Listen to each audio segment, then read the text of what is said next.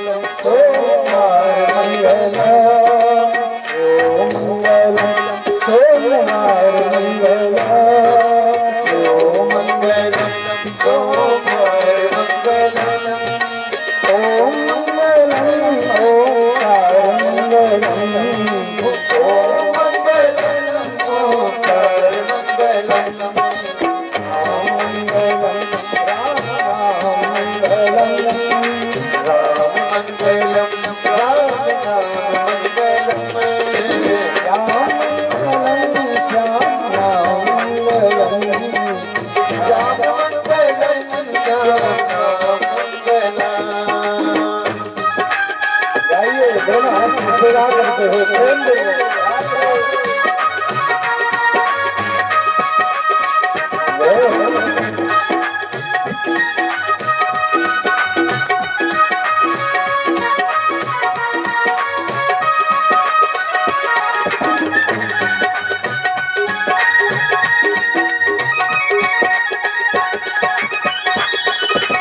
राम जी की सभा में हाजिरी लगाई। उसने कहा कि महाराज की जय हो, हम एक हाजिरी लगाए, हमारे साथ न्याय होना चाहिए। क्या न्याय हो बच्चा? हम पंडित जी की तरफ न ताके, न पंडित जी को गुर्राए, न भूखे, न इनका कुछ भक्ष देखे, न इनकी कोई आज स्थली का दर्शन किए। कुत्ता देख ले दोष लगता है, तो वो भी नहीं किए हम। तब ये पंडित जी काहे मारे हमको, हमारा पैर फूट गया। राम जी ने बुलाया, पंडित जी हाजिर हो। पंडित जी आए। पंडित जी से कहा क्यों मार दिए भाई? पैर टूट गया कुत्ता का। मारे? हाँ मारे। अब मुद्दई ने स्वीकार कर लिया, अब कौन वकालत करेगा? अब पंडित जी ने स्वीकार कर लिए तो कहा महाराज एक बड़ी समस्या, इस पर विचार किया जाएगा, इसका निर्णय कल होगा। सुमंत्र को बुलाया राम जी ने, कहा कि राम राज्य में संतों और ब्राह्मणों के ऊपर कोई मुकदमा चलाने की विधि है ही नहीं। यहाँ तो कोई अभियोग चल ही नहीं सकता। यहाँ कोई दंड का विधान हमारे संविधान में है ही नहीं। कैसे दंड दिया जाए? सुमंत्र जी ने कहा सुनिए महाराज, एक व्यवस्था है, उसी कुत्ता को बुलाइए और उससे पूछ लीजिए क्या दंड दिया जाए। भगवान ने कहा भाई बताओ क्या दंड दिया जाए? कुत्ता ने कहा हम ही से पूछे? हाँ बताओ। तो कहा महाराज हमारी एक इच्छा है, एक हमारे अयोध्या में बड़ा प्रतिष्ठित महाराज मठ है, उसी का इनको महंत बना दिया जाए, उसमें बहुत सा धन धान्य है। राम जी ने कहा सुमंत्र जी से, देख रहे हैं ये आशीर्वाद दे रहा है, उनको पुरस्कार दे रहा है कि उनको दंड दे रहा है? क्या तुम्हारा अभिप्राय नहीं समझे हम? तुम इनको पुरस्कार दे रहे हो कि दंड दे रहे हो?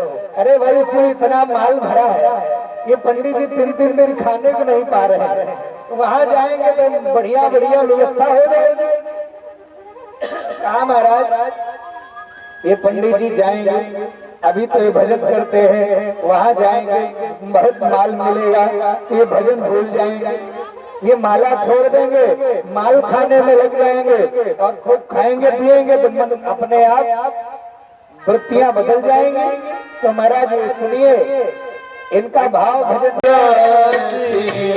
जो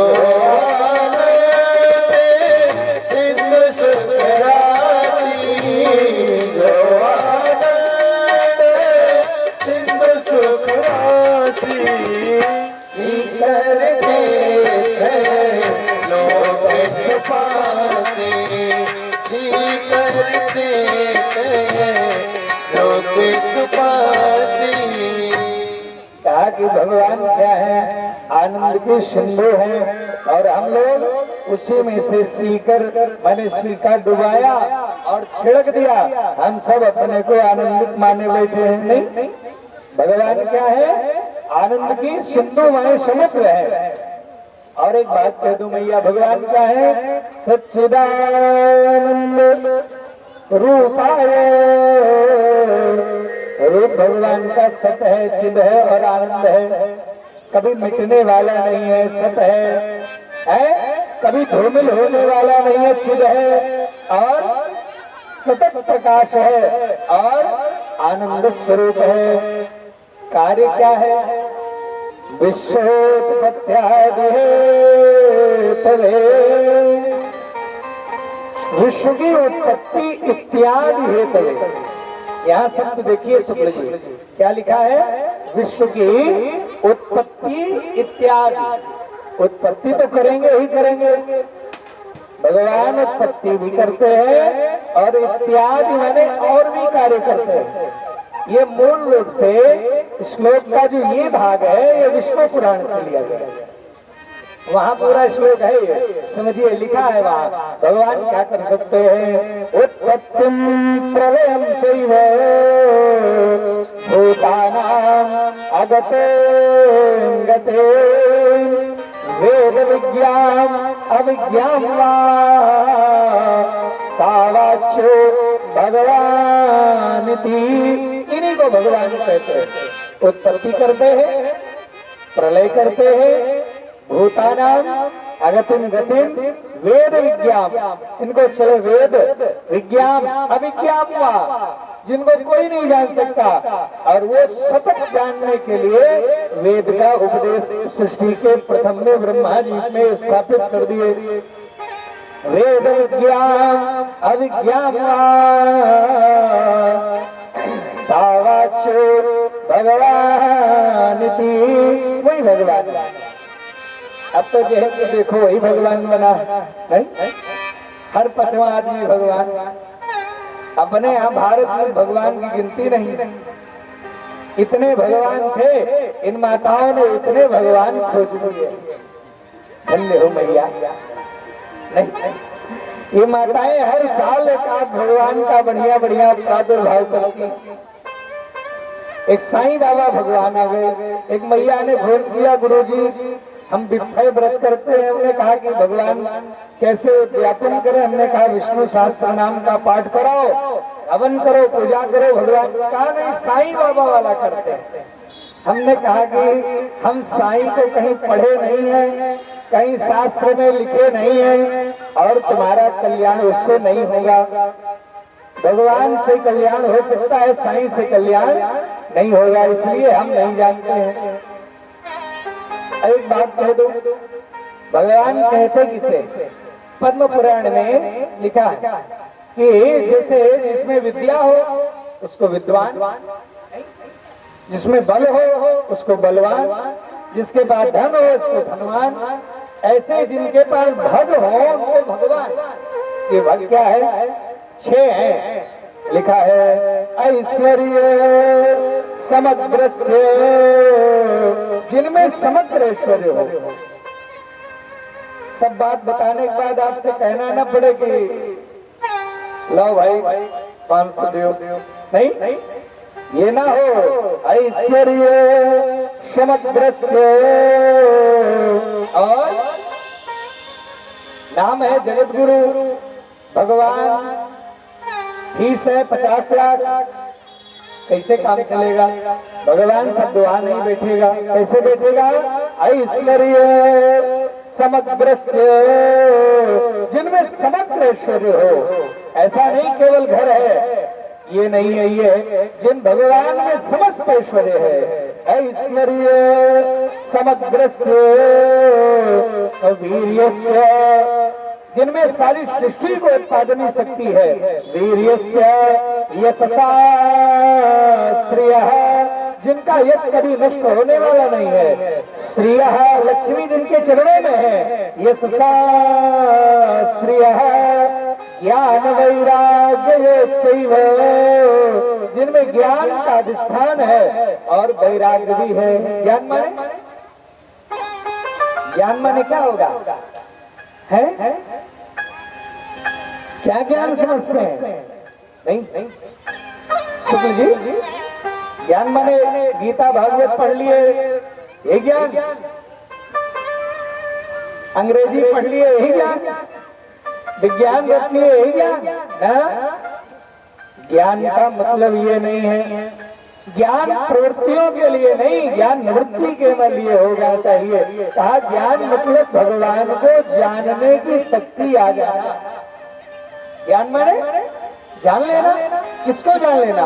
आत्मा को जान लेना, आत्मा को भेजने वाले को जान लेना, आत्मा परमात्मा के बीच का गैप जान लेना और माया के द्वारा इस प्रपंच की व्यवस्था को समझ लेना ही ज्ञान है। ऋते ज्ञानान मुक्ति लिखा है, माने ऋत माने सत्य का जो ज्ञान हो जाएगा तो मुक्ति स्वाभाविक हो जाएगी। यही कह रहे हैं महाराज। क्या है भगवान में? ज्ञान वैराग्य शैव खडानाम छे भग इति रणः। ये 6 भग हैं, इन्हीं को भगवान कहते हैं। तो बताया यहाँ भगवान तो क्या कह रहे थे कि महाराज भगवान क्या करते हैं? सच्चिदानंद रूपाय विश्वोत्पत्त्यादि हे तवे। भगवान विश्वोत्पत्त्यादि के हेतु हैं, कारण स्वरूप हैं। और ये कार्य कारण रूपी जितना भी जगत है, कार्य भी और कार्य का जो कारण है वो भी, वो सारे भगवान के ही स्वरूप हैं। कहा कि महाराज बताया विश्वोत्पत्त्यादि तवे। तो लोगों ने कहा महाराज हम क्यों भगवान को प्रणाम करें? बड़ी बात है भाई, हमारा कोई फायदा होगा तभी ना प्रणाम करेंगे। शुक्रवार व्रत रहना है संतोषी माता का, जब कोई फायदा होगा तब न व्रत करेंगे। सुकुल जी, संतोषी माता आपके अभी गांव में है? नहीं। जय हो संतोषी माता है। ये कहीं वेद पुराण में नहीं है, लेकिन ये सब माताएं बने बने घर में शुक्रवार करें नहीं तो होता है। कहा कि महाराज यही बता रहे हैं विश्वोत्पत्त्यादि तवे। तापत्रय जो 3 ताप है हमारे जीवन में, आध्यात्मिक, आदि भौतिक और आदि दैविक। दैविक और भौतिक, ये तीनों ताप का क्या होना है? तापत्रय विनाशाय। भगवान क्या करेंगे?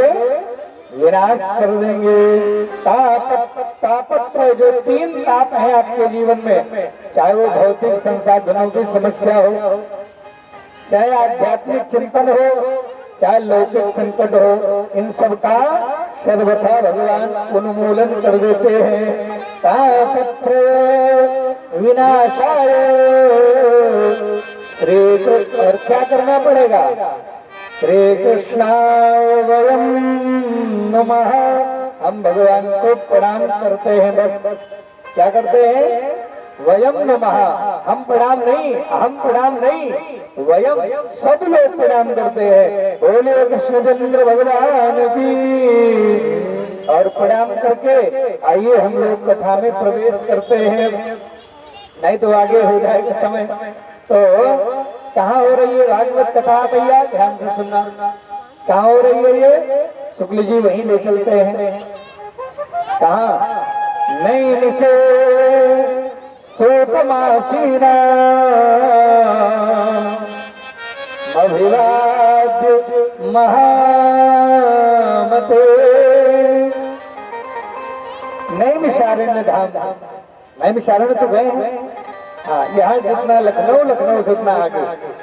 तो नैमिषारण्य बड़ा दिव्य धाम है, साधारण नहीं है। 8 भू वैकुंठ है पृथ्वी पर, 8 वैकुंठ है, उन 8 में एक ये भी है।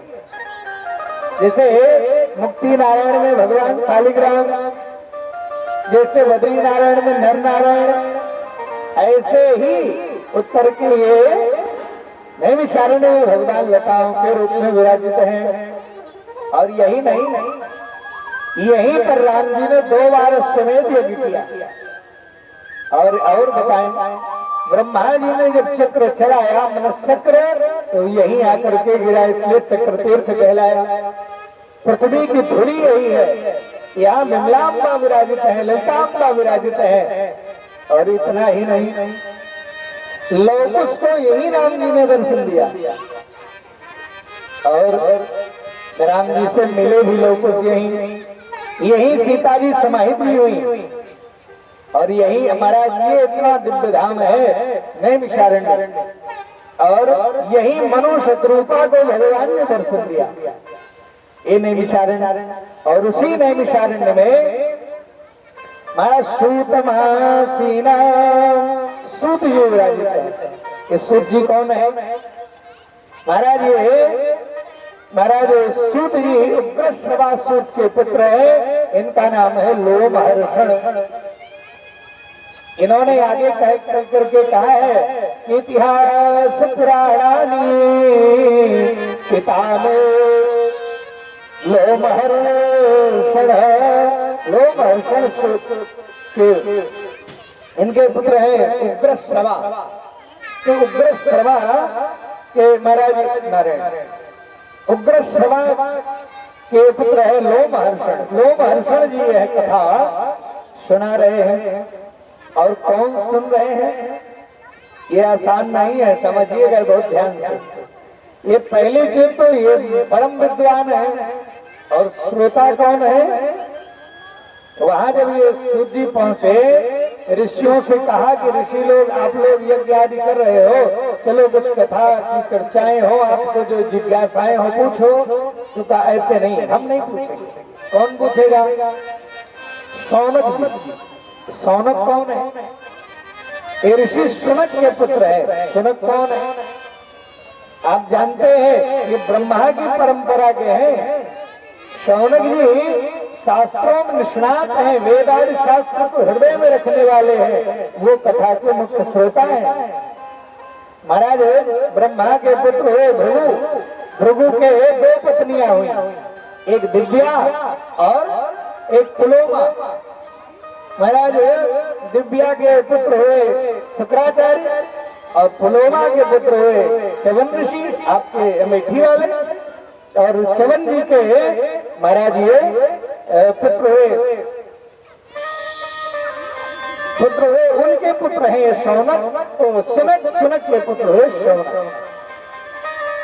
ब्रह्मा पुत्र हुए और महाराज उनके पुत्र हुए सौनक। सुनक के पुत्र हुए शौनक। ये ब्रह्मा की सीधी परंपरा के हैं। तो कहने का आशय है ये महापरम विद्वान है। और परम विद्वान शौनक जी विराजित है मैया। और विराजित है, उन्होंने एक ध्यान देखा कि सूत जी आए। सारे लोग खड़े होकर के अभिनंदन किए और प्रणाम आदि किया और बैठाया, आसन दिया। एक बड़ी दिव्य बात पूछी। कहा महाराज नैमिषे सूतमासीना अभिवाद्य महामते। अभिवाद्य, ये शौनक जी बड़े विद्वान हैं, ज्ञानी हैं, यज्ञ के आचार्य हैं, फिर भी अभिवाद्य। और ये उग्रश्रवा जो सूत है, ये छोटे से भी सूत जी बड़े छोटे हैं वहां, लेकिन आकर के अभिवाद्य प्रणाम किया। और महामते, महामती है, बड़े विद्वान है, प्रणाम किया और प्रश्न किया। गुरुदेव बड़ा अच्छा हुआ, आप आ गए हमारी कथा में, बड़ा आनंद आएगा। अब आप हमारा मार्गदर्शन करिए। क्या? अज्ञान भ्रांत विध्वंस कोट सूर्य समप्रभ। क्योंकि आप जो है करोड़ों सूर्य की तरह है ज्ञान आपका। अज्ञान को मिटाने में करुणों की तरह है अज्ञान भ्रांत विध्वंस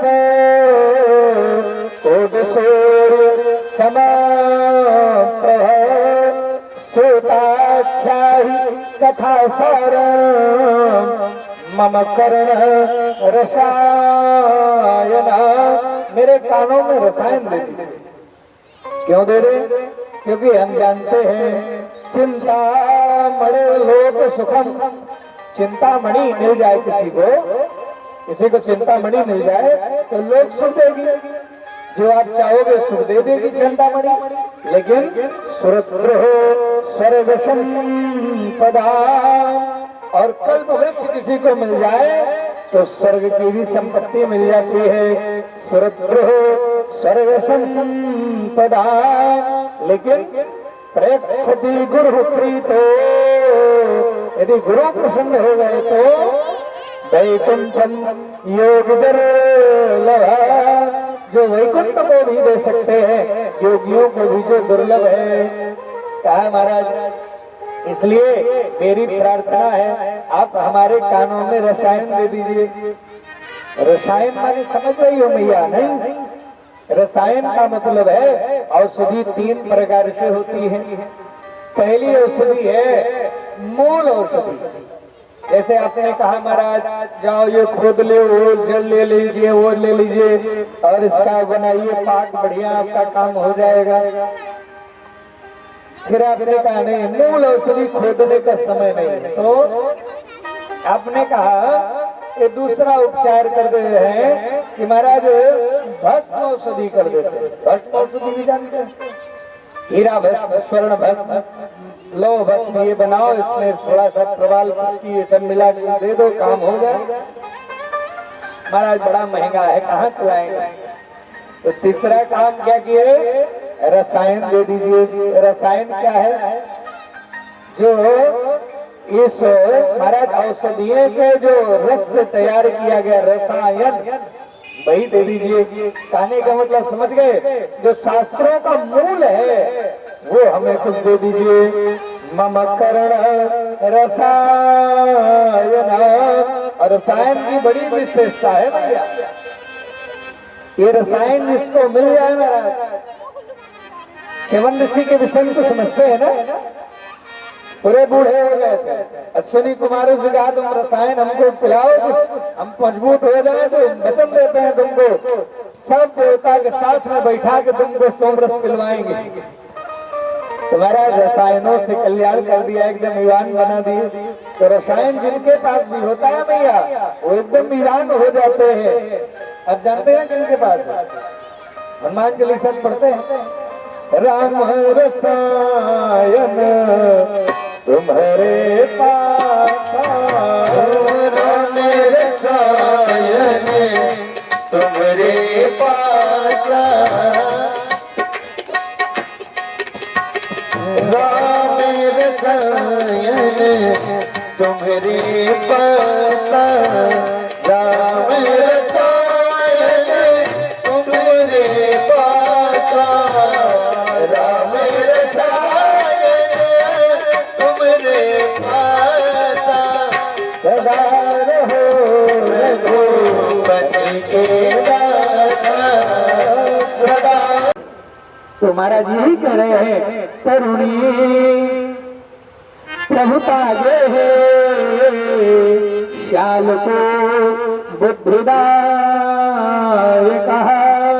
चालू साहब सलाहकार और लेना चाहिए सलाह, लेकिन आंतरिक मामलों में नहीं। श्याल को बुद्धिदाय कहा और उसके बाद देख रहे हैं कन्या विक्रय लोभा, लोभ में कन्याओं का विक्रय हो रहा है। नहीं, पहले लोग घुमा फिरा के पूछते थे महाराज कितना देना लेना है, अब तो सीधे पूछते हैं अगुआ, अगुआ से कही भैया कोई विवाह बताइएगा तो पूछते हैं कितने तक बतावें। नहीं, कहाँ तक आपकी कैपेसिटी है, कितने तक में आप व्यवस्थित हो पाएंगे। कहने का मतलब खरीद बेच चल रहा है। कन्या विक्रय लोधार, उसके बाद भी दंपति नाम चकर का नाम कला मची है। ये देख करके महाराज वहां नहीं रुके, तो विचार किया कि यमुना तटमापन्ना यत्र लीला हरेर्भूत।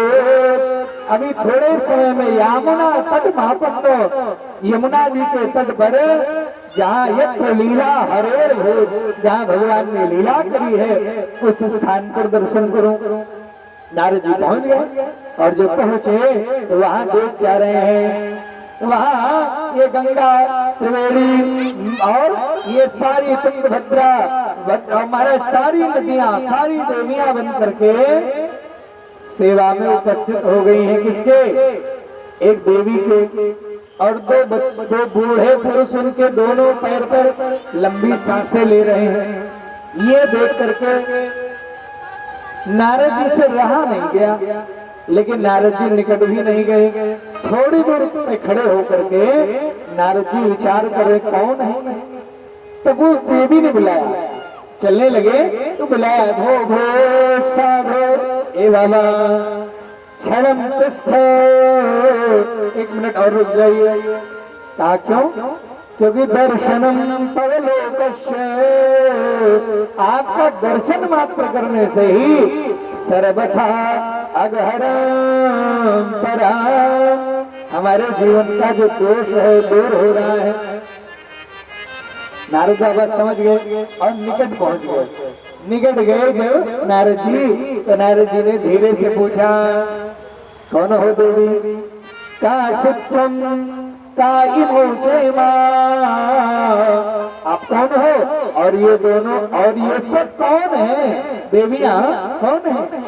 का सिद्धम का इमोचे मां नार्या कहा पद्मलोचना, ये पद्मलोचना नारिया कौन है? वददेवी सविस्तारे सर्ष दुःखस्य कारणम्, देवी बताओ ना, आप अपने दुख का कारण बताओ। जब ऐसा पूछा तो मुस्कुराई देवी। देवी ने कहा बाबा पहचाने नहीं हमें? अहम भक्ति, मैं भक्ति हूँ। अहम भक्ति ऋतिख्याता इमौ में तनयोर्भो, ये दोनों मेरे पुत्र हैं। ज्ञान वैराग्य नामानो, ये दोनों ज्ञान और वैराग्य मेरे बेटा है। क्यों ऐसे क्यों? भाई माँ ईवान हो और बेटा बूढ़े हो, ये आश्चर्य की बात है।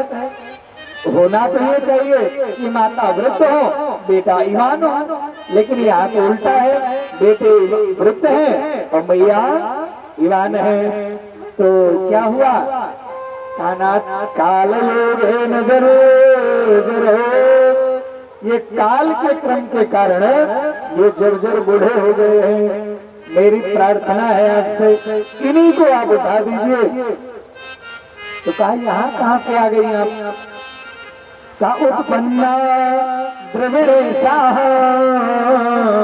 मेरा जन्म तो द्रविड़ में हुआ और मैं बढ़ी कर्नाटक में, कहीं कहीं महाराष्ट्र में भी सम्मान मिला, लेकिन गुर्जर जीर्णता गुजरात में जीर्ण हो गई। लेकिन वृंदावन पहुंचने पर पुनः प्राप्त नवीन स्वरूप, मैं पुनः नवयुति हो गई, परम सुंदरी हो गई, लेकिन मेरे बच्चे नहीं उठ रहे हैं। यहाँ ज्ञान वैराग्य की समस्या है। तो कहा एक काम करो देवी, तुम तो व्यर्थ चिंता कर रही हो, वृथा खेद से बाले, तुम्हें व्यर्थ चिंता हो रही है। अरे तुम तो भगवान की प्रिया हो। और सुनो देवी, कहा कि करे भगवान, नारद जी व्यक्ति से कह रहे हैं कि वृथा खेद से बाले काते चिंतावली, क्यों चिंता कर रही हो? अरे द्रौपदी सा परित्राता जो द्रौपदी की रक्षा किए और आपकी तो रक्षा करेंगे ही करेंगे, क्योंकि तुम उनकी प्रिया हो। और सुनो, तो या होतस्त भगवान याद नीचक्र है सती, तुम्हारे बुलाने मात्र से यदि तुम किसी नीच के घर में भी चली जाओ तो अपने को दीर्घायु मान बैठे हैं। सब सोचते हैं कि हाँ आना जाना है, मरना जीना है, लेकिन हमें नहीं। क्या यही न सोचते हैं कि सब जाने के लिए, हम पहुंचाने के लिए। ये विचार नहीं आता कि हमें भी इसी घाट से सुनिश्चित जाना है। अद्दैव मरणमस्तु युगांतरेवा, जाना सुनिश्चित है। लेकिन व्यवस्था में ऐसे लगते हैं कि कई जन्म यही रहना है। नहीं, हर क्षण ये विचार रहना चाहिए। यही आश्चर्य है। और एक बात पूछी, क्या सबसे श्रेष्ठ मार्ग क्या है? कहा दुनिया में ऐसा कोई मार्ग नहीं है जो एक रास्ता बता दे। शंकराचार्य कहीं से बोलते हैं, निम्बार्काचार्य कहीं से बोलते हैं, माधवाचार्य कहीं से बोलते हैं, और रामानुजाचार्य कुछ कहते हैं, रामानंदाचार्य कुछ कहते हैं। सबके अलग अलग हैं। इसलिए एक बात सुनो दुष्टर, धर्मस्य तो निहितम गुहायाम। कहाँ जाए फिर? महाजनों जे नगता सपंथा। धर्म का जो तत्व है वो बहुत गूढ़ है।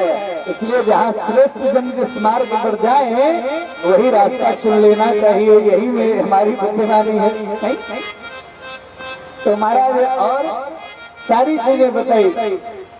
यहाँ तो हम सब लोग ना, अभी एक सज्जन कह रहे थे सुबह दोपहर में, तो कहा हम लोग भी एक ही तरह के हैं। जैसे वो काल रूपी पाचक माने काल रूपी बनाने वाला और संसार रूपी कड़ाहे में सूर्य रूपी अग्नि को लगा करके महाराज ये जो कलछुल लिया है ऋतु रूपी, उसी से पलट करके हमारा सारा कार्य हो रहा है।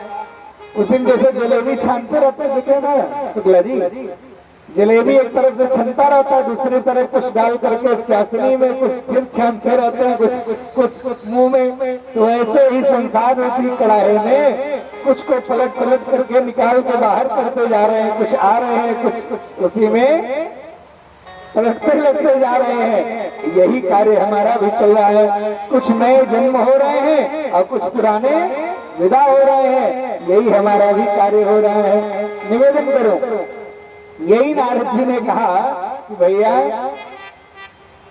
एक बात बताओ, आप कह रहे हो कि श्रीमद् भागवतालापः, भागवत से कल्याण हो जाएगा। हाँ, कैसे? वहाँ भक्ति भी है, ज्ञान भी है, वैराग्य भी है, तीनों की त्रिवेणी है भागवत में। अच्छा, तो अभी तक तो मैंने वेद सुना दिया, वेदांत सुना दिया, गीता बार बार सुनाई, उससे नहीं उठे तो ये कैसे होगा? सुनिए, ये भागवत उनसे बड़ा है, इसमें तुलना नहीं है। लेकिन बात समझो, यहाँ तीन उदाहरण दिए। यथा दुग्धे स्थितः सर्पे, जैसे दूध में घी है, लेकिन कैसे मिलेगा? दूध में पूरी थोड़े बनेगी, दूध से हवन थोड़े हो पाएगी। लेकिन जब उसकी प्रक्रिया होगी, घी निकाला जाएगा तब देवानाम रसवर्धना, वो देवताओं को भी तृप्त कर देगा। और बढ़िया है, रोटी में लगाओ चाहे घी में डालो, नहीं क्या दाल में, चाहे उसको सारी पुड़िया बना डालो, क्या होगा? सब कल्याण। और दूध में अब बेकार, यही कह रहे हैं ना स्वाद्यते, उसमें स्वाद भी नहीं आएगा।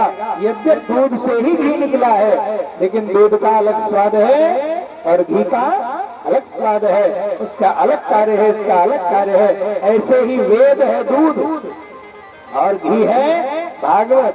तो कहा समझ में आया? क्या नहीं?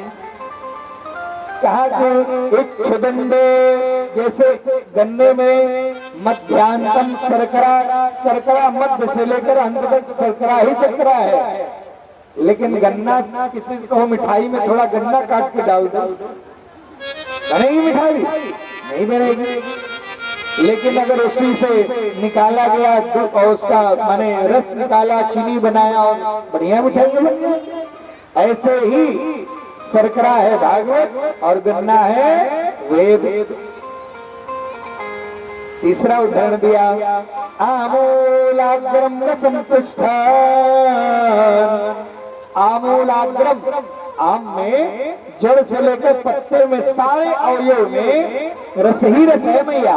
परंतु यदि आपको खाना है तो डाली में तो आनंद आएगा नहीं।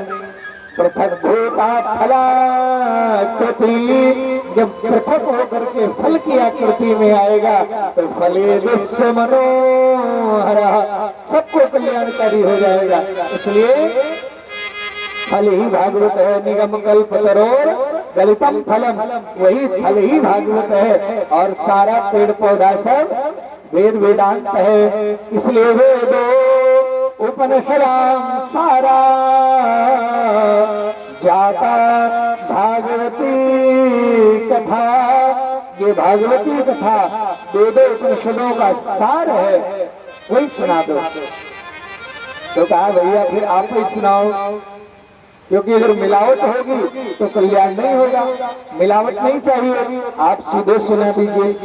तो कहा भैया बहुत नीचे नहीं जाते हम, हमारा एक तो कहा कि तो आधे आधे का समझौता हो जाए, कहीं मध्य मध्य का।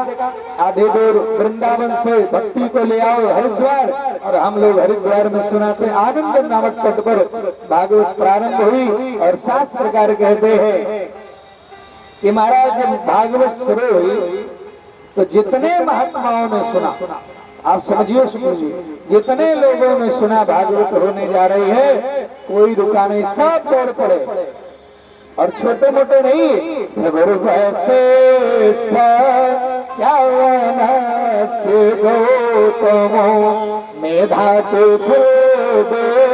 बल देवरातो, और राम सभाव्या ससुत सकलो मृकंडो पुत्र प्रहलाद है, शाबाली है, और अक्री है, वशिष्ठ है, पुलस्त है, पुला है, क्रतु है, अंगिरा है, ये सारे ऋषि है। वहाँ आगे से भृगु जी आगे सारे लोग कथा में प्रविष्ट हुए।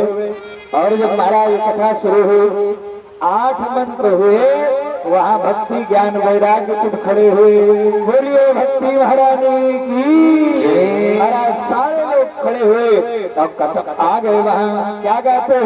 श्री कृष्ण गोविंद हरे मुरारी, हे नाथ नारायण वासुदेव, श्री कृष्ण गोविंद हरे मुरारी, हे नाथ नारायण वासुदेव, श्री कृष्ण गोविंद हरे मुरारी, हे नाथ नारायण वासुदेव, कृष्ण गोविंद हरे मुरारी, हे नाथ नारायण वासुदेव, हे नाथ नारायण वासुदेव, हे नाथ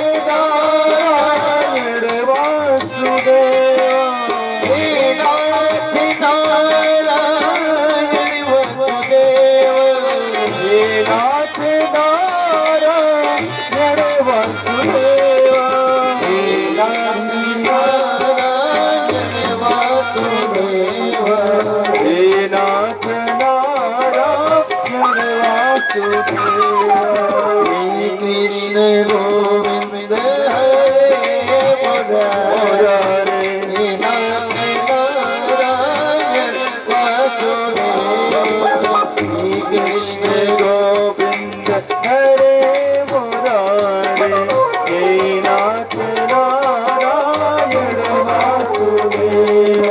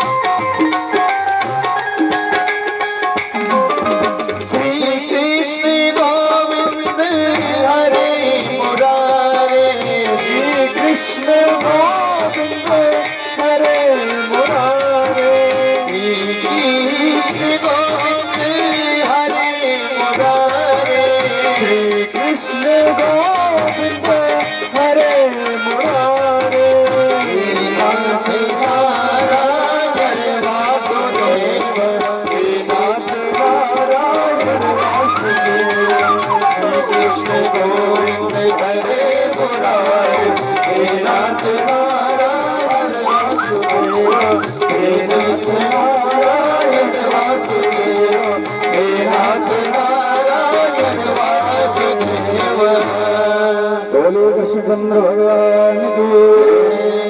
और देवी पहुंच गई भक्ति सुतौ तौ तरुणौ गृहीत्वा प्रेमैक रूपा सहसा विरासेत।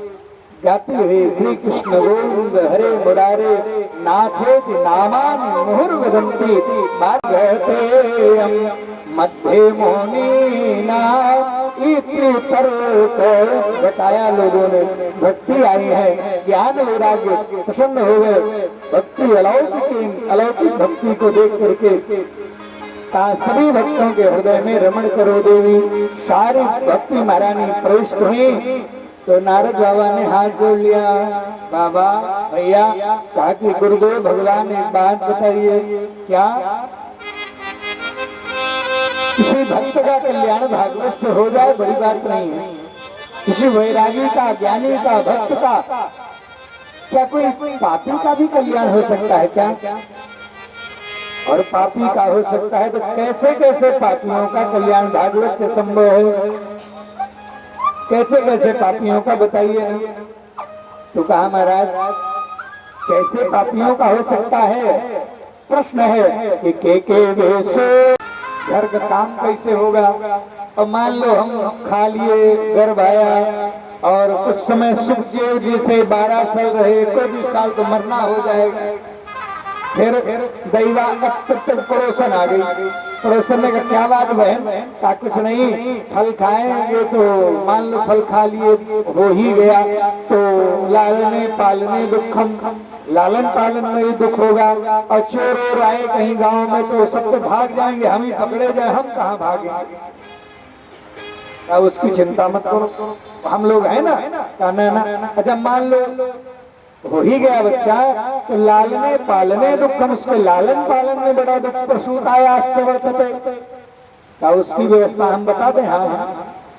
कहा जब तुमको बच्चा होगा, संतान होगा तो हमारा ननद को तो बुलाना पड़ेगा ना, और ननद को बुलाना पड़ेगा तो नेग भी देना है।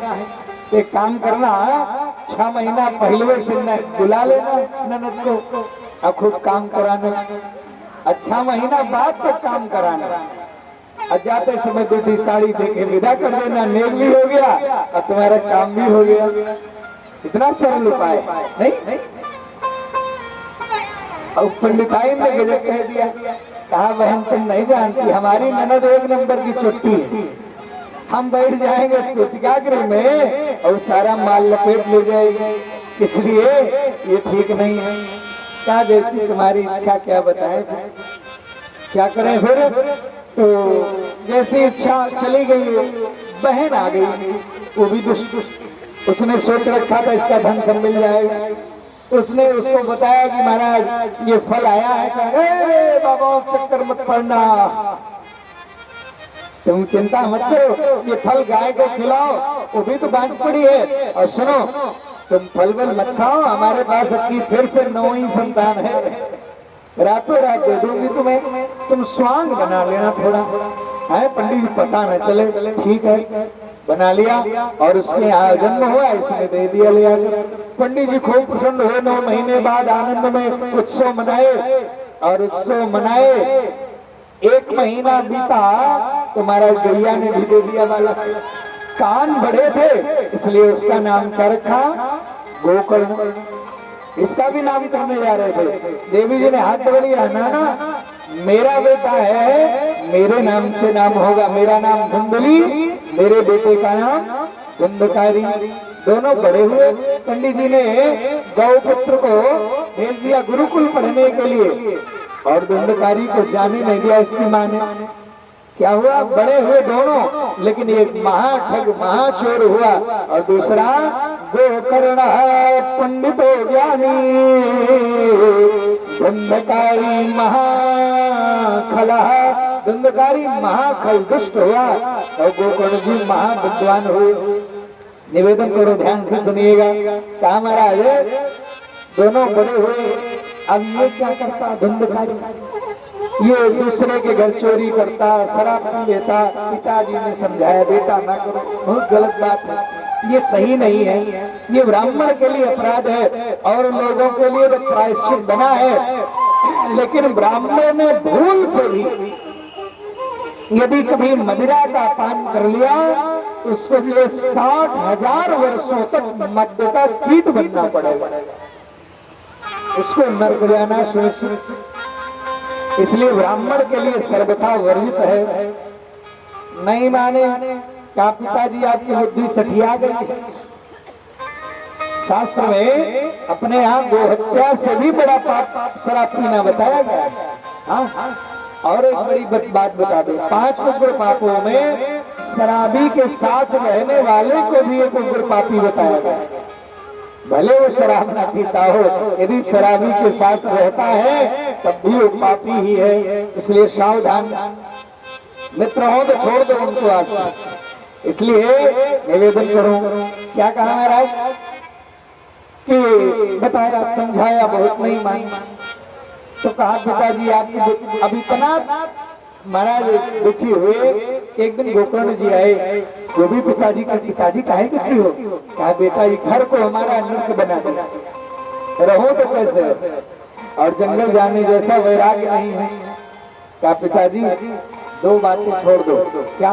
बहुत गंभीर बात है, मैं ध्यान से सुनना, आप भी सज्जनों आप भी ध्यान से सुनना। 2 बातें बताई गोकर्ण जी। पिताजी देह सीमांश रुधिरे धीमते त्यजत्वा जाया सुता विश्वसदा ममता विमुंच पश्यामि सम। क्या बता रहे हैं? देह अस्थि मांस रुधिर का जो शरीर है, ये जो अपना मान बैठे हो अपना है नहीं। क्या? जैसे किराए का, यहाँ जैसे आए हैं सब दोस्त हैं, सब सुंदर देख रहे हैं, सब बढ़िया, बिस्तर लगा है, बेड लगा है, कूलर लगा है, पंखा लगा है, कालीन लगा है, और हम जानते हैं हमारा नहीं है। ये भी जानते हैं 7 दिन बाद यहाँ से शुक्ला जी विदा कर देंगे।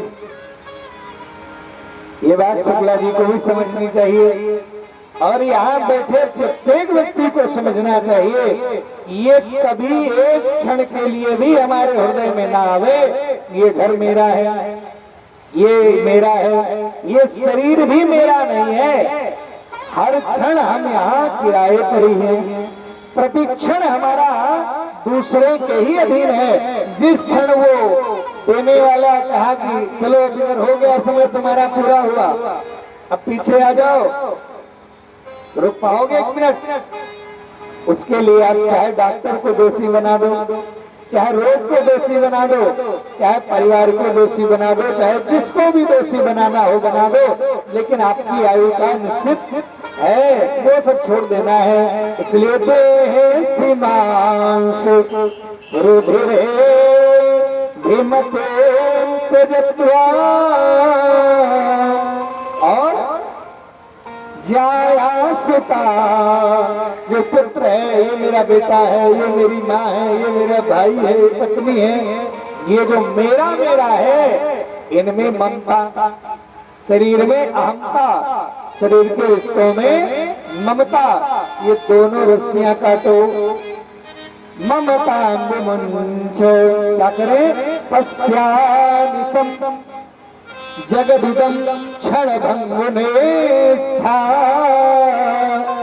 वैराग्य राग रसिको भव भक्त ने स्था। लेकिन ये परम विद्वान है, ये जो बैठे हैं सामने आत्मदेव जी, ये साधारण नहीं। उन्होंने कहा कि पत्नी का पालन धर्म है, बच्चों का पालन धर्म है, व्यवस्था का। सुनो पिताजी, एक समय तक के लिए धर्म है। धर्मं भज सुसतता त्यज लोक धर्मा, और एक समय के बाद लोक धर्म छोड़ देना चाहिए, नहीं तो मरते मरते शुक्ल जी बच्चे आपको रखवाली के लिए ही रखे रहेंगे। नहीं, मरते मरते चाबी पकड़ाएंगे, कहेंगे कम से कम बैठे देखते तो रहेंगे। वृद्ध हो गए माता पिता, फिर भी उनसे काम लेते। क्यों? क्या काम है इनका? देखते रहेंगे, प्रॉपर्टी थोड़ा सा निगरानी रखेंगे, कम से कम 14,000 का हमको सिक्योरिटी नहीं रखना पड़ेगा जब तक ये नहीं। इसलिए सेवस्व साधु पुरुषान्, जीवन में एक समय तक इनकी सेवा करो, एक समय के बाद अपने अंदर भगवान का कल्याण का मार्ग सोचो। सेवस्व साधु पुरुषान् जय काम तृष्णान, ये काम की तृष्णा समय पर छोड़ दो। ये बनेगा, वो होगा, खरीदा जाएगा, वो बेचा ना, कुछ नहीं। सेवस्व साधु पुरुषान् जय काम तृष्णान, ये काम तृष्णान जय, फिर ये तृष्णा छोड़ दो। और एक बड़ी बात कही, अन्यस्य दोष गुण चिंतन मां शुणुत्वा, ये बड़ी विचित्र बात है। न दूसरे का गुण देखो, न दूसरे का दोष देखो। दूसरे का गुण देखेंगे प्रेम हो जाएगा, दूसरे का दोष देखेंगे तो उससे निवृत्ति हो जाएगी, घृणा हो जाएगी। इसलिए अन्यस्य दोष, क्योंकि उपनिषद कहता है गुण दोष प्रसव दोषा गुणस्तु भयवर्जितः, दोनों भय देने वाले हैं। इसलिए अन्यस्य दोष गुण चिंतन नाशमोक्त्वा, जितना बन जाए सेवा करो, जितना बन जाए सेवा कथा, और सुनो केवल भगवान की कथा। दूसरे का प्रपंच जिंदगी भर सुन लिया, बुराई सुन लिया, भलाई सुन लिया, सारी बातें सुन ली, अब नहीं सुनना। अब कोई आ रहा है, प्रणाम की जरूरत नहीं सुबुल जी, अब आप कथा सुनो। आएगा, कथा सुनेगा, जाने लगे जब यहाँ से निकलिए तब प्रणाम आशीर्वाद कर लीजिए। अब कोई, अब ये इच्छाएं ना हो कि वो ना, सेवा कथा, कथा में कोई विघ्न डाले वो आपका अपना नहीं है। जितनी बातें हैं पहले बाद में, सेवा कथा रसम हो नितराम पिबत, तो यही से वैराग्य हो गया। और दशम स्कंद का पाठ करते करते भगवत धाम को प्राप्त हुए। और कुंडली से कहा दे दो धन, पिताजी दे गए हैं, कहा हमारे पास नहीं है, कहा शाम को आऊंगा तो जलती लकड़ी से मारूंगा, लाकर वाली चाबी दे दो। नहीं आएगा, मारेगा, कूद गई कुएं में और मर गई। धुंधकारी जी को देखा गोकर्ण जी ने, पिताजी जंगल गए, माताजी कुआं में, नंबर हमारा है, क्या भैया हम चले जाएं तीर्थ में? कहा जाओ, चले गए। ये 5 वेश्याओं को ले आया, घर में रख लिया। अब वेश्या ये लाओ वो लाओ। एक दिन बहुत धन धान चोरी करके लाया, वेश्याओं ने शराब पिलाई, मार दिया इसको, भयानक प्रेत हुआ, वहीं गाड़ दिया। तो गोकर्ण जी को पता चला, सारे तीर्थों में पिंडदान किया, गया में पिंडदान, सब जगह पिंडदान किए, और सब जगह करके जब लौटे, कई वर्ष बीत गया, पैदल ही व्यवस्था थी, कई वर्ष बीत गया, लौटे तो विचार आया, जननी जन्मभूमिश्च स्वर्गाद पुनरीयसी, मैं मातृभूमि को ही रुकूंगा। गए वहां, जब रुके तो रात में वो प्रेत बना है जी, कहीं भेड़ा बन जाए, कहीं अग्नि बन जाए, इत्र बन जाए। जल छिड़का, कौन हो? बोलने लगा, भैया अहम भ्राता तो दी, उसमें भाई हूँ आपका। कौन? धुंधकारी। अरे तुम ब्राह्मण होकर के प्रेत बने हो? हाँ, मैंने अपना ब्राह्मण स्वयं नष्ट कर लिया। स्वकीय नैव दोषेण ब्रह्मत्वं नाशितम मया, मैंने अपना स्वयं नष्ट कर लिया। तो कहा सुनो, तुम्हारे लिए मैंने गया में पिंडदान किया, तुम्हारे लिए बद्रीनारायण सब जगह पिंडदान किया, तुम्हारा कल्याण नहीं हुआ क्या? भैया सुनो, हम उस श्रेणी के प्रेत हैं जिसके लिए 100 बार गया कर दीजिए, कल्याण नहीं होगा। क्या कह रहा है प्रेत? गया नाम सहस्राणि, 100 बार आप गया करिए, हमारा कल्याण नहीं होगा। कोई दूसरा उपाय? सारे लोगों से पूछा, कोई ना बता पाया। सूर्य भगवान को रोक दिया गोकर्ण जी ने, रुक जाइए महाराज, हमारे भाई का कल्याण कैसे हो, कोई मार्ग बताइए। सूर्य ने पहली बार बताया है कि श्रीमद् भागवतामृति सप्ताह वाचनम करो। श्रीमद् भागवतामृति सप्ताह वाचनम करो। सप्ताह रूप में भागवत सुना दीजिए, कल्याण हो जाएगा। सूर्य वचहा, सूर्य की वाणी हुई, भागवत सुनाई, आह्वान किया। गोकर्ण जी ने धुंधकारी का आए तो उड़ जाए कहीं। एक 7 गांठ का बांस पड़ा था, उसी में बैठ गए। 7 दिन में 7 गांठें फट गई और शुद्ध मुक्त चिन्मय होकर के बोल भागवत भगवान की। भाग भगवान के 2 दूत पधारे और सामने विराजित हो गए और ले जाने के लिए विमान लेकर के आए। रोक दिया है, रुको, ऐसे नहीं ले जा सकते। क्यों? क्योंकि बहवा संति, यहाँ तो बहुत श्रोता है ना हमारे, एक विमान लाए हो और विमान लाओ। तो कहा सुनिए महाराज, इसलिए और विमान नहीं ले आए हैं कि यहाँ श्रवण दोषेण फल दोष, माने फल में जो भेद हुआ है वो सुनने में भेद होने के कारण हुआ है। सुनने में क्या भेद हो गया? कहा कुछ लोग सुन रहे थे लेकिन मन में लगा था कि भाई जाना है, रोटी बनाना है, देर हो रहा है, फिर कहीं शेयर बाजार तो नहीं नीचे रहा, मोबाइल में भी देख ले रहे, इधर उधर बातें चल रही दिमाग में, तो इसलिए भाव नहीं बन रहा है एकाग्रता का। एकाग्रता होगी तब के लिए कुछ लोग सोच रहे हैं सुकुल जी बुलाए, हमारे यहाँ गए थे, नहीं आएंगे तो ठीक नहीं है, इस भाव से आ गए।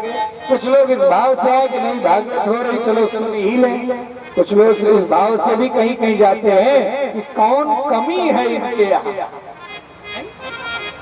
ये भी देखने वाले हैं। तो कहने का मतलब निवेदन करो, ना कमी देखने के लिए जाइए, ना विचार महाराज उसमें कुछ कटाक्ष करने के लिए जाइए, अपने कल्याण के लिए जाएंगे। तो भागवत उपदेश करता है कि तीनों का कल्याण होता है। वासुदेव कथा प्रश्न पुरुषः त्रीन् पुनाति वक्तारं प्रच्छकं श्रोत्रेण यदपाद सलिलम यथा। सबको बराबर कल्याण मिलता है और ज्यादा कैसे मिलता है? इसलिए क्योंकि श्रोता के मुख्य यजमान के बुलाने से जो लोग आते हैं, वो जो श्रवण करते हैं, उसका जो फल होता है उसका दशांश भाग यजमान को मिल जाता है। इसलिए उन सभी का पुण्य भी भगवान की कृपा से यजमान को इसीलिए अपने सभी बुलाना चाहिए। आओ भैया चलते हैं, तो वो जो सुनेंगे आपके बुलाने से तो महाराज उनको भी पुण्य की प्राप्ति होगी। बोलिए भक्त वत्सल भगवान की जय। महाराज वो गए हैं, दोबारा फिर भाद्रपद महीने में सुनाई है भागवत। गोकर्ण जी के साथ पूरे गांव के लोग गए हैं। बोलिए भागवत भगवान की। ये 5 अध्याय, 6वें अध्याय में कैसे सुनना चाहिए, किससे सुनना चाहिए, कहाँ सुनना चाहिए, सारी बातें नियम है। अच्छे मुहूर्त में नारियल दें और अच्छा मुहूर्त चिंतन करें और निर्णय लें। फिर बिना मुहूर्त में सुनेंगे दोष नहीं लगेगा, लेकिन अच्छे मुहूर्त में सुनेंगे तो कल्याणप्रद होगा। क्या दिव्यता है आज है? मार्गशीर्ष महीना है ना, मार्गशीर्ष। भगवान ने अपनी विभूतियों को जब बताया है तो वहां भगवान ने स्वयं कहा मासानाम मार्गशीर्षोस्मि, मैं महीनों में मार्गशीर्ष हूं। महीनों में भगवान अपने को कहते हैं मैं महीनों में मार्गशीर्ष हूं। एक महाराज ये भगवान की दिव्य समय हो। और आज तो त्रयोदशी है और सोम प्रदोष, आज तो अपने में ही दिव्यता है। तो अच्छे मुहूर्त का चिंतन हो और किससे सुनना चाहिए ये भी लिखा। भागवत सुनाने का अधिकारी कौन है? विरक्तो वैष्णव विप्रो। विरक्त हो, विरक्त माने लोभ युक्त ना हो। लाल पीला पहनने से नहीं कि सफेद सफेद लाल लाल पीला पीला, विरक्त। पूरी भागवत में किसी संत के आगे पीछे विरक्त नहीं लिखा है। सुदामा जी के लिए विरक्त लिखा है, वो गृहस्थ है फिर भी विरक्त लिखा है, लेकिन अन्य संतों के लिए भी विरक्त नहीं लिखा है। क्यों? क्योंकि विरक्त का मतलब लोभ रहित। विरक्तो वैष्णव भगवान के प्रति अगाध प्रेम हो, वैष्णव विप्रो ब्राह्मण होना चाहिए। भागवत श्रवण कराने के लिए विप्रो वैष्णव विप्रो और वेद शास्त्र पढ़ा हुआ होना चाहिए, ब्राह्मण अकेले नहीं।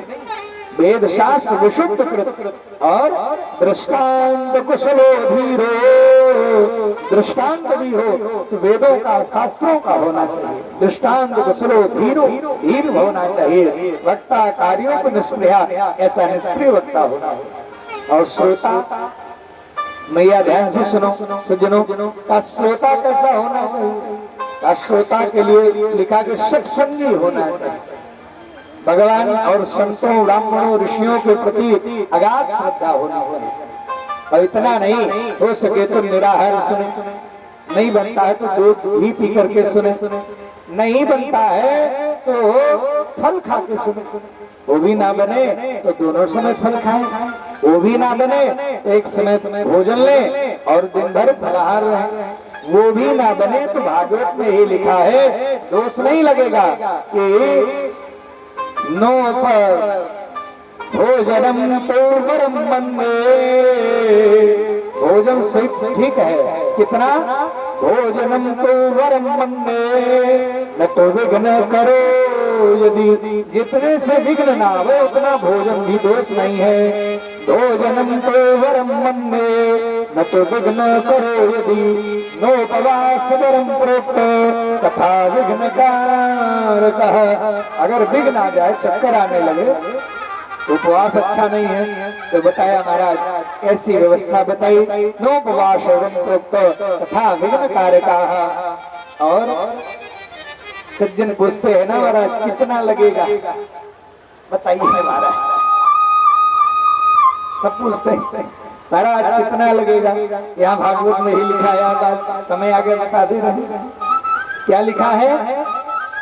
कन्या विवाह यद्रव्यम, यहाँ पैसा नहीं लिखा, लिखा है कि कन्या के विवाह में जितना द्रव्य खर्च होता है उतने धन की व्यवस्था करनी चाहिए। कन्या, और कन्या का बड़े आदमी का भी विवाह होता है, छोटे का भी।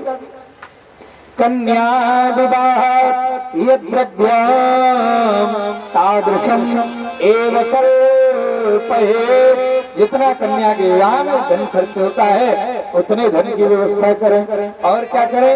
कहा कि श्रेष्ठ जनों को निमंत्रण जरूर दें, संतों को, महात्माओं को, विद्वानों को और घर परिवारी जनों को, सभी इसको आवाहित करें, बुलाएं, आसन दें और सबको महाराज सम्मान सहित सबका आसन दें और व्यवस्थाएं व्यवस्थित करें। ये सारे मार्ग बताए। और हो सके तो भक्तोपास्य सहायार्थम अन्यम स्थाप्य यथा विधौ, पाठ के लिए वर्णम पंच विप्राणाम, 5 ब्राह्मणों का वर्ण करें। ये सारी बातें शास्त्र में बताई गई। आए हम सब लोग 2 बार भगवान का नाम लें, उसके बाद आरती और प्रसाद। कल से समय से कथा प्रारंभ होगी और समय से ही विश्राम होगा। समय से मतलब इसमें 1 बजे से 5 बजे तक का समय है और वही 1 बजे से 5 बजे तक ही कथा का समय होगा। सब लोग बड़े भाव से आए और 2 बार अपने इष्ट मित्रों के सहित सब लोग पधारें, 2 बार भगवान का नाम लें, उसके बाद आरती और प्रसाद जैसी व्यवस्था। हरि भजले हरि भजले, हरि भजने का मौका है। हरि भजले हरि भजले, हरि भजने का मौका।